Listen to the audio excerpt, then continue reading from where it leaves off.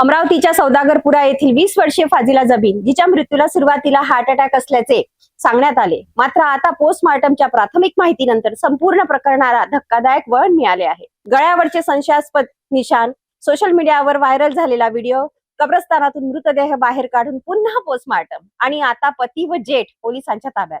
अमरावती शहरातील सौदागरपुरा परिसरात राहणाऱ्या फाजिला जबीनच्या मृत्यू प्रकरणाने आता गंभीर वळण घेतले आहे। 14 मे रोजी नागपूर येथे फाजिलाचा मृत्यू झाला होता। सुरुवातीला हा मृत्यू हार्ट अटॅकमुळे झाल्याचे सांगण्यात आले, मात्र आता समोर आलेल्या पोस्टमार्टमच्या प्राथमिक माहितीनंतर अनेक प्रश्न निर्माण झाले आहेत। फाजिलाचा मृतदेह नागपूरहून अमरावतीत आणण्यात आला होता। यानंतर कुटुंबियांकडून तिच्यावर दफनविधी करण्यात आली, मात्र दफनविधीपूर्वीच काही महिलांच्या नजरेस फाजिलाच्या गळ्यावर संशयास्पद खुणा दिसल्या।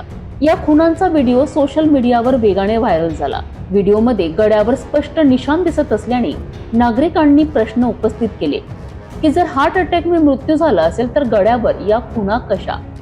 प्रकरण गंभीर होताच नागपूर गेट पोलिसांनी तातडीने हालचाल केली। सर्व संबंधित विभागांची परवानगी घेऊन कब्रस्तानातून मृतदेह बाहेर काढण्यात आला आणि पोस्टमार्टमसाठी पाठविण्यात आला। रविवारी 17 मे रोजी झालेल्या पोस्टमार्टमच्या प्राथमिक माहितीत मृत्यू हार्ट अटॅकमुळे नव्हे तर श्वास बंद झाल्यामुळे झाल्याचे समोर आले आहे। दरम्यान नागपूरमधील तहसील पोलिसांनी फाजिलाच्या पती आणि जेठला ताब्यात घेतले असून चौकशी सुरू आहे। फाजिलाच्या कुटुंबियांनी यापूर्वीच हुंडाबळी, मानसिक छळ आणि अत्याचाराचे गंभीर आरोप केले होते। आता पोस्टमार्टमच्या प्राथमिक माहितीनंतर संपूर्ण प्रकरण आणखी संशयास्पद बनले आहे। सर्वात मोठा प्रश्न आता हाच आहे की जर मृत्यू हार्ट अटॅकने झाला नाही तर फाजिल जबीनचा जीव नेमका कसा गेला?